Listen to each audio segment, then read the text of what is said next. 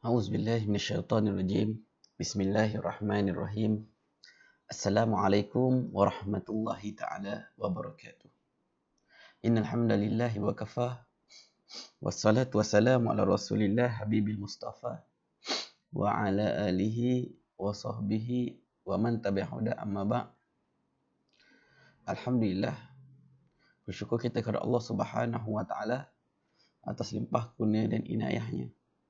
Pada video kali ini kita menyambung kembali perbincangan kita dalam surah Al-Ikhlas yang telah dikupas di dalam kitab Asy-Syahsawi ala Tafsiril Jalalain. Dan pada pertemuan kita yang terakhir kita telah selesai berbincang berkenaan dengan kelebihan dan fadilat dalam surah Al-Ikhlas serta nama-nama lain dalam surah Al-Ikhlas. Jadi justru pada video kali ini kita akan terus kepada tafsiran yang terkandung di dalam ayat surah Al-Ikhlas. Bismillahirrahmanirrahim, dengan nama Allah yang Maha Pemurah lagi Maha Penyayang. Su'ilan nabiyyu ar-rabbihi, telah ditanya Nabi tentang Tuhannya. Jadi bila su'ila ni dia adalah fa'il bina majhul. Jadi bila selepas fa'il bina majhul, an-nabi dia tak jadi fa'il. Dia jadi naib fa'il. Kenapa di sini kita akan baca su'ilah? Sebab sa'ala itu, kalau kita baca sa'ala, kena ada maf'ulun bih. Kerana satu lagi isim dekat selepas dia.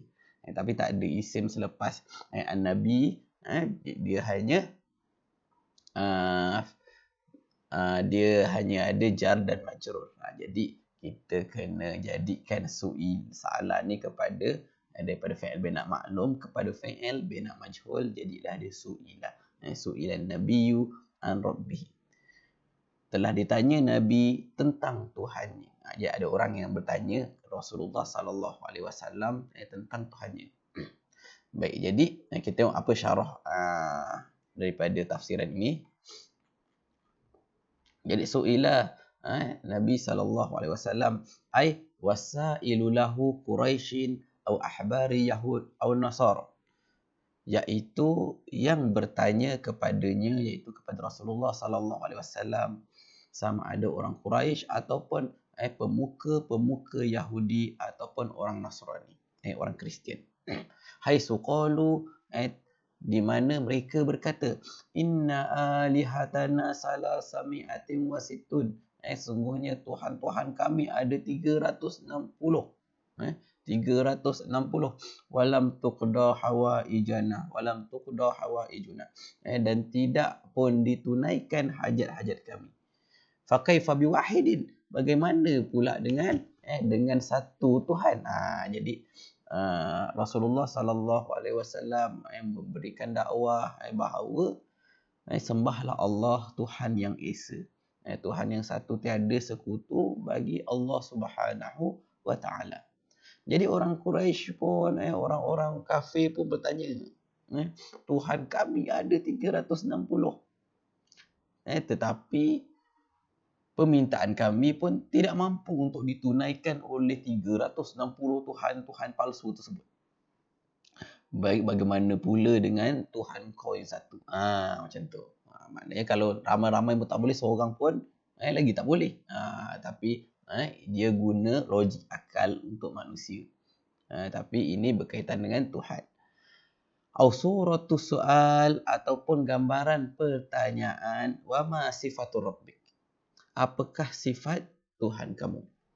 Hal huwa min nuhasin aw min zahabin aw zabarjad aw kaifa huwa, adakah dia daripada tembaga ataupun besi, ataupun daripada emas, ataupun daripada permata, al-batpa, atau bagaimana dia? Kenapa dia boleh tanya macam ni? Sebab berhala-berhala pada zaman jahilah diperbuat daripada benda-benda ni. Daripada kayu, daripada ini kan. Daripada apa-apa yang boleh dibuat, dia boleh dibentukkan menjadi berhala. Jadi sebab itu dia bertanya, diperbuat daripada besi ke, daripada emas ke, daripada batu permata. Qaulani fi kaifiyatus soal. Jadi ada dua bentuk pertanyaan di dalam bentuk pertanyaan. Wa warada anna ibn salami lamma sama'a bi mahrajin Nabi sallallahu alaihi wasallam bi Makkah zahaba ilaihi. Dan disebut bahawa Ibnu Salam, Ibnu Salam ni adalah sahabat Nabi Abdullah, ataupun kita panggil dia sebagai nama Abdullah bin Salam. Abdullah bin Salam ni adalah seorang orang Yahudi, lepas tu dia masuk Islam dan dia ni pakar dalam kitab Taurat. Lamma sami'a bi mahrajan Nabi, Ibnu Salam ini apabila dia mendengar dengan keluarnya Nabi daripada Mekah. Keluarnya Nabi daripada Mekah, maka dia pun pergi menuju kepada Rasulullah sallallahu alaihi wasallam. Faqala lahu an-nabiy sallallahu alaihi wasallam. Maka Nabi pun bertanya kepadanya, anta Ibnu Salamin alimun Yasrib. Nampak Nabi pun tahu kan dia itu adalah orang alim kitab Taurat di Yasrib. Adakah kamu Ibnu Salam? Alimun Yasrib, orang yang alim di Yasrib. Yasrib adalah nama sebelum Madinah. Qala na'am, maka Abdullah bin Salam pun kata ya. Qala ansyudakallahu allazi anzala Taurat ala Musa atajiduni fi Taurah. Jadi Nabi pun bertanya, demi Tuhan kamu, iaitu Allah yang telah menurunkan Taurat kepada Nabi Musa alaihissalam, adakah kamu mendapatiku dalam kitab Taurat? Nabi SAW bertanya kepada Abdullah bin Salam, cerita pasal Nabi akhir zaman ni, cerita pasal aku ni ada tak dalam kitab Taurat? Maka Abdullah bin Salam pun berkata, ansib rabbak, terangkan tentang Tuhan kamu. Ansib ni sebenarnya nak sebutkan dia ni daripada mana, datang mana. Kalau kita sebut ansib nafsak, nisbahkan diri kamu, maksudnya kamu ni anak siapa, tinggal kat mana. Itu akan ceritanya dia akan jawab macam tu. Tapi ini apabila tanya ansib rabbak, terangkan tentang Tuhan kamu, fartajjan Nabi sallallahu alaihi wasallam, maka Nabi pun bertawakal kepada Allah Subhanahu wa taala. Faqala lahu Jibril alaihi salatu wassalam, maka Jibril pun berkata kepada Rasulullah sallallahu alaihi wasallam, maknanya Jibril pun sampaikan wahyu kepada Rasulullah sallallahu alaihi wasallam dengan ayat qul huwallahu ahad ila akhirha, dengan ayat qul huwallahu ahad sehingga ke akhirnya. Faqara'aha faqala Ibnu Salam, maka Nabi pun membaca surah tersebut, baca ayat tersebut. Maka berkatalah Abdullah bin Salam, asyhadu annaka Rasulullah, aku bersaksi bahawa sesungguhnya engkau adalah Rasulullah. Wa anna Allah yazhiruka wa yazhiru dinaka 'alal adyan, sesungguhnya Allah Taala akan memenangkan kamu dan memenangkan agama kamu ke atas agama-agama lain. Wa inni la ajidu sifatak fi kitabillahi Taurah, dan sesungguhnya aku telah pun menjumpai sifat-sifat kamu di dalam kitab Allah, iaitu At-Taurah. Ya ayuhan Nabi, inna arsalnaka syahidan wa mubashiran wa nazira. Anta abdi wa rusuli samaitukal mutawakkil. Lasta bifazzin wala ghalizin wala sihabin fil aswaq wala tujzi bisayyiati mislaha walakin ta'fu wa tasfa. Walan yakbiduhu Allahu hatta tastaqim bihi millata min wajh hatta yaqulu la ilaha illallah yaftahu biha a'yunan amyan wa azanan summa wa quluban ghalafa.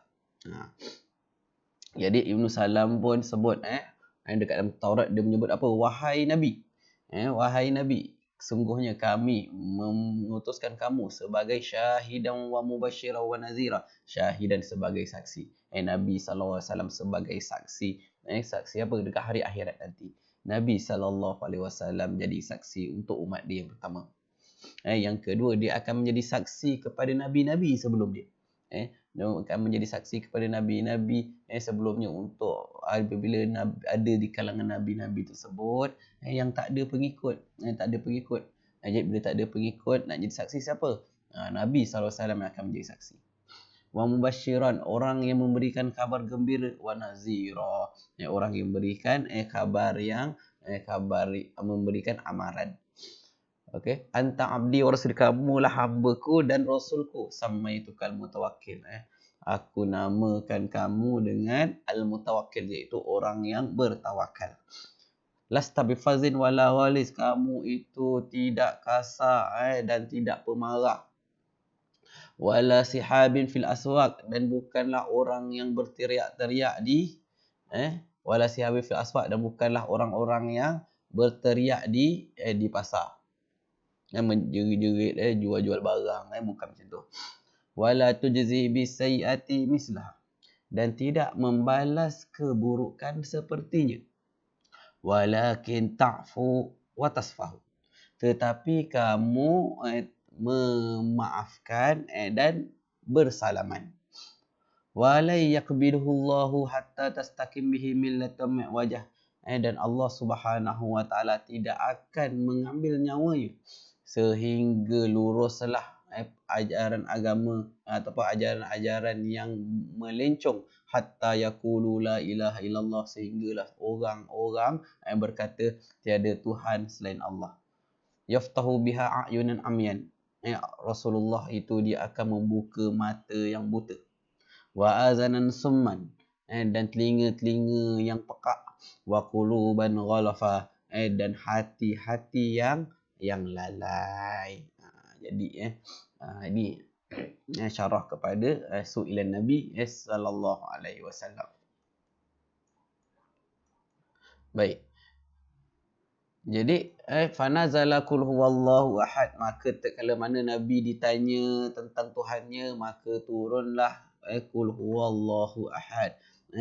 Katakanlah dialah Allah, Tuhan yang esa. Jadi ada bintang sini, maksudnya dia bagi tahu asbabun nuzul. Asbabun nuzul ayat wahidah. Asbabun nuzul, sebab turunnya ayat pertama. Wa akhrajat Tirmizi wal Hakim ibn Huzaimah min tariqi Abi Aliyah an Abi bin Ka'ab an musyrikin qalu li Rasulillah sallallahu alaihi wasallam. Dari yang dikeluarkan daripada Tirmizi dan Hakim dan Ibn Huzaimah daripada Abi Aliyah daripada Ubay bin Ka'ab, dan bahawasanya orang-orang musyrikin berkata kepada Rasulullah sallallahu alaihi wasallam, ansib lana rabbak fa anzalallahu qul huwallahu ahad ila akhiriha. Orang Quraisy pun berkata, terangkan kepada kami Tuhan kamu, maka Allah Subhanahu wa taala pun menurunkan qul huwallahu ahad kepada akhirnya. Wa akhraja Tabrani wa Ibnu Jarir misluhu min hadis Jabir bin Abdullah fastadalla biha ala anna surata makkiyah. Maka Tabrani dan Ibnu Jarir yang sepertinya min hadis Jabir bin Abdullah, daripada hadis Jabir bin Abdullah, hadis inilah fastadalla biha ala anna suratu makkiyah, maka dia mendalilkan daripada ini, mengambil cerita ini sebagai satu bukti bahawa surah ini adalah surah makkiyah, sebab orang Quraisy yang tanya.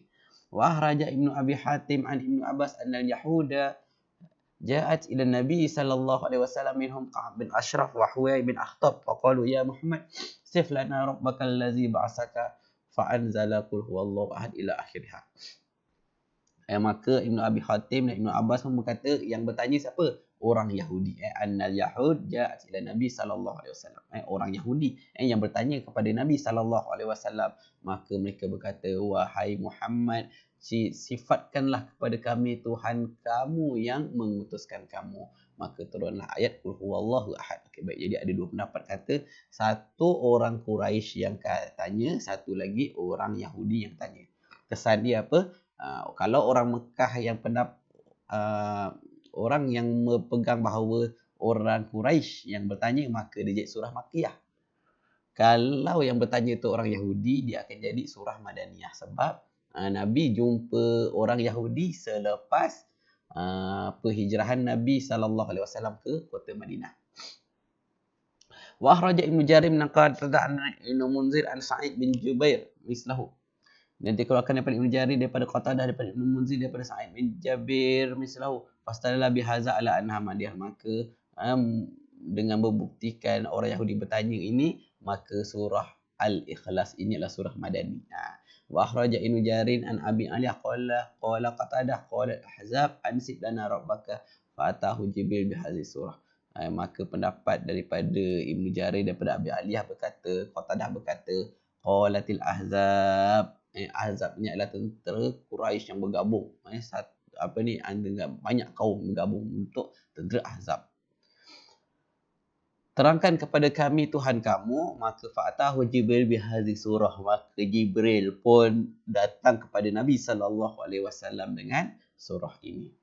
Wahazal muradu bil musyrikin fi hadisi Ubay.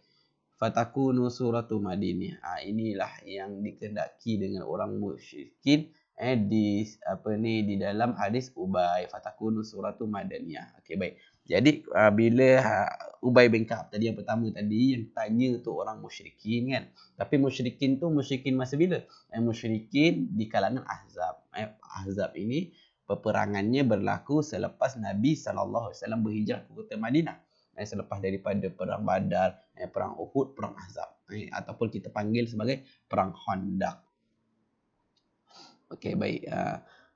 Fatakunu suratu Madaniyah. Okey, baik. Jadi yang orang musyrikin tanya itu juga boleh jadi juga surah Madaniyah. Sebab boleh jadi yang tanya tu di kalangan tentera Ahzab.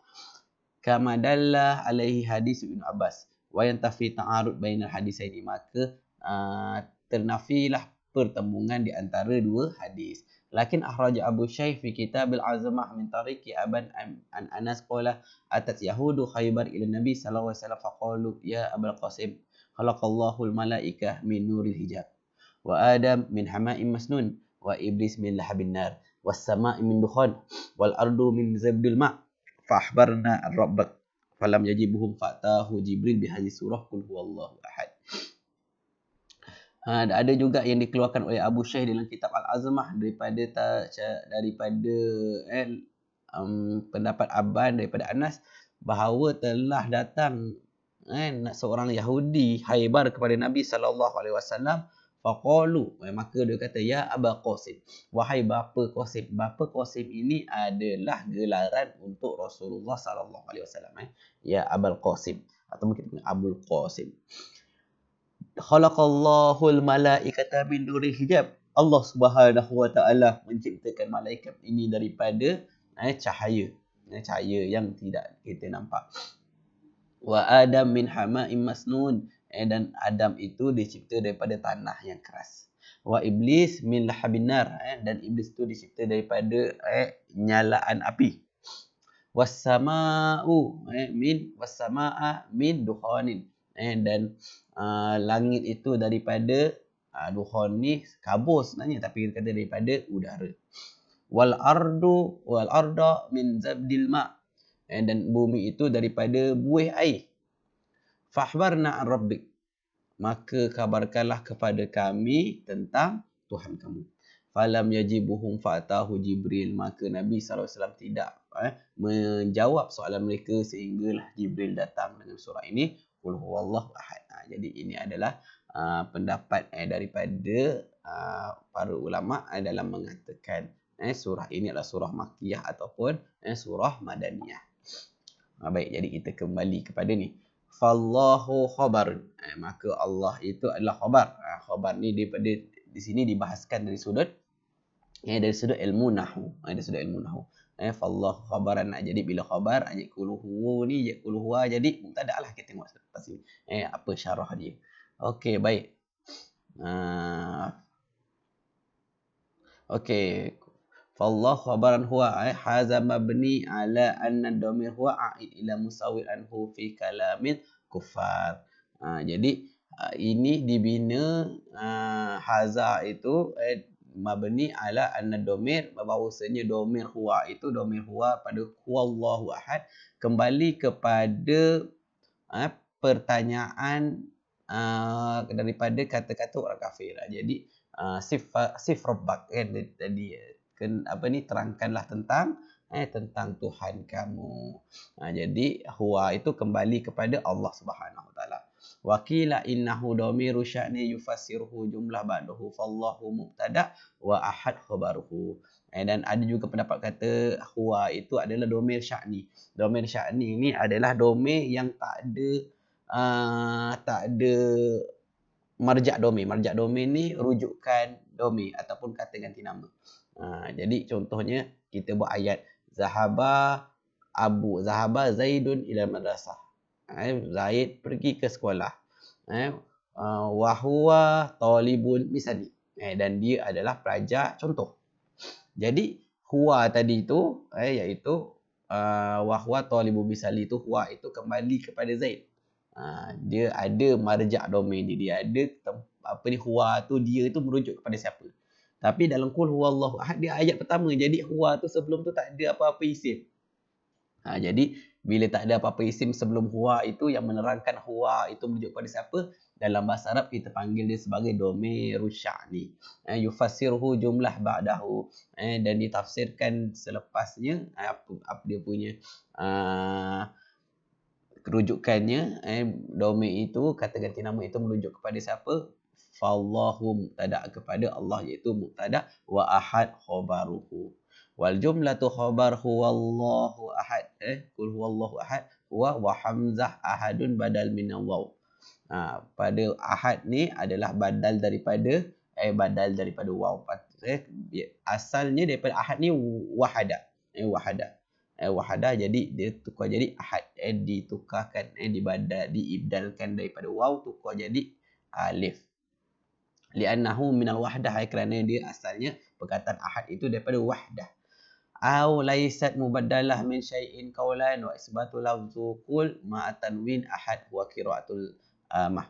Dan tidaklah ada juga pendapat mengatakan dia tak diibdalkan pun. Dan dia ada dua pendapat.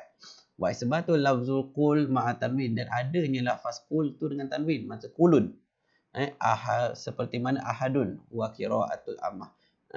Dan itu adalah qiraat am. Wa quri'a syuzuzan bihasfi qul wa quri'a aidan qul huwallahu ahad. Dan ada bacaan syaz dengan membuang qul, maksudnya huwallahu ahad je. Wa quri'a aidan qul huwallahu ahad wa quri'a aidan bihasfi tanwin litiqa'u sakinaini. Okey, baik. Dan dibaca juga qul huwallahu macam biasa kerana hasfi tanwin, dibuang tanwin pada qulun tadi liltiqa'u sakinaini kerana bertemunya dua huruf yang mati pada qulun dengan wa tadi ni. Wa'lam anna hazil ayah yu'khazu minha aqaidu tauhid. Dan ketahuilah bahawa sesungguhnya ayat ini diambil daripada akidah-akidah tauhid. Wa zalika li anna Allah Ta'ala alim ala zatil wajib wujud mustahaqqul li jami'il muhamid. Kerana Allah Ta'ala itu kita mengetahui bahawa dia itu adalah satu zat yang wajib wujud dan dia itu berhak kepada semua pujian. Wa man kana wujuduhu wajiban, dan barang siapa yang wujudnya wajib maka lazim ittisafu bisairil kamalat, maka lazimlah dia bersifat dengan semua kesempurnaan. Kal qudrah wal iradah wal ilmu wal hayah.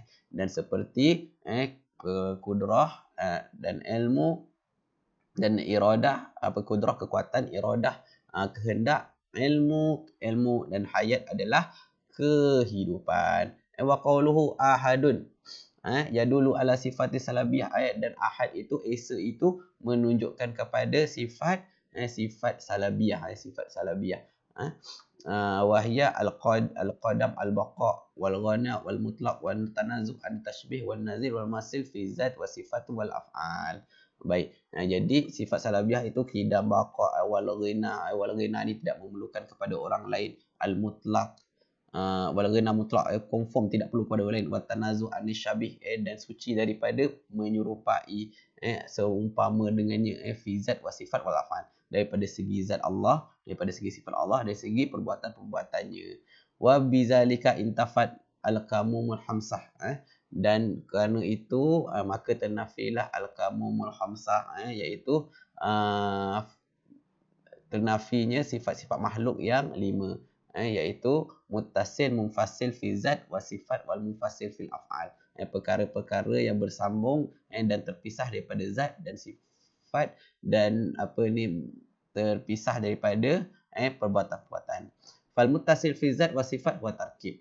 Jadi kalau yang bersambung di dalam zat dan dalam sifat wa tarkib, iaitu dia itu adalah macam kalau kita ada kepala, ada tangan, jadi boleh dipisah-pisahkan. Jadi itu sifat makhluk. Wal munfasil fihi ma huwa syabih wan nazir. Dan yang boleh dipisahkan di dalamnya adalah benda-benda yang boleh menyerupai. Wal munfasil fil af'al huwa syabih fiha. Wa kullu hazin manfiyah wa mustahilah alaihi ta'ala. Dan perkara-perkara yang munfasil di dalam af'al iaitu yang boleh menyerupainya. Wa kullu hazihi manfiyah. Dan semua perkara ini dinafikan. Dan mustahil ke atas Allah. Sebab itu disebut ahad yang esa. Tak ada siapa yang sama dengan dia. Fa ammal muttasil fil af'al fa huwa sabit. Wa li anna af'alullah muta'addadah la nihayata laha. Dan muttasil di segi af'al iaitu dia itu adalah perkara yang tetap. Kerana perbuatan-perbuatan Allah Ta'ala itu ada pelbagai-bagai la nihayata laha, tak ada penghujungnya. Kalau manusia ada penghujungnya, bila mati dah tak ada dah perbuatannya. Baqiya syai'un akhir wa huwa anna ahadun yusta'malu fin nafi. Dan terbaki perkara yang terakhir iaitu ahad itu digunakan untuk menafikan. Wa amma wahidun fa yusta'malu fi isbat. Dan wahid itu digunakan untuk isbat, untuk nak bagi tahu sesuatu. Falima zakarahu fil isbat. Kenapa tidak digunakan isbat? Maknanya kenapa sebut ahad tak guna wahid? Ajibu bi anna zalika aglabiyu. Kerana wahid itu secara umum. Wa qad yustamala kullun fi kullin wal Quran wardu zakar fi ghairi ayah. Dan kadang-kadang digunakan untuk benda lain. Wal Quran waridu bizalika fi ghairi ayah. Wa asarul ahad ala wahid lil mura'atul fawasil. Dan Quran menyebut perkara-perkara itu bukan dalam satu ayat. Wa asarul ahad ala wahid, dan kesan ahad ke atas wahid ini untuk menjaga pemisahan di antara wahid dan ahad. Qauluhu ahad badalun ay badal nakirah min ma'rifah huwa jaiz. Wa ahad ni tu dia badal daripada nakirah. Ditukar daripada nakirah daripada makrifah. Maksud badal nakirah ni dia ada tanwin. Dia tukarkan daripada makrifah. Dia tu asalnya al-ahadu. Asalnya qul huwallahu ahad. Patutnya Allah ada makrifah, ahad lepas ni pun kena makrifah. Tapi dia tukar jadi nakirah daripada makrifah, dan dia adalah perkara yang harus dibolehkan. Jadi kalau dalam bahasa Arab pun sebut ahad dengan wahid beza. Kalau daripada segi wahid maksudnya satu. Ahad maksudnya esa. Kalau wahid bila sebut wahid akan ada asani, yang kedua asalis. Tapi kalau ahad dia tak ada selepasnya asani. Ahad saja. Begitu juga dalam ilmu bahasa Arab, wahid dia ada muzakkar wahidun. Dan dia ada muannas wahidatun. Ahad, kalimah ahad ni dia istimewa sebab dia tak ada muannas, dia tak ada muzakkar, dia hanya satu saja kalimah ahad. Jadi macam tu lah dipilih Allah Subhanahu Wa Taala mengajar kita dengan menggunakan kalimah ahad itu yang esa. Jadi sampai sini saja perbincangan kita pada hari ini. Apa yang baik itu datangnya daripada Allah Subhanahu Wa Taala. Apa yang lemah itu datang kelemahan diri saya sendiri. Saya akhiri dengan lafaz yang mula, wabillahi taufiq wal hidayah. Wassalamualaikum warahmatullahi taala wabarakatuh.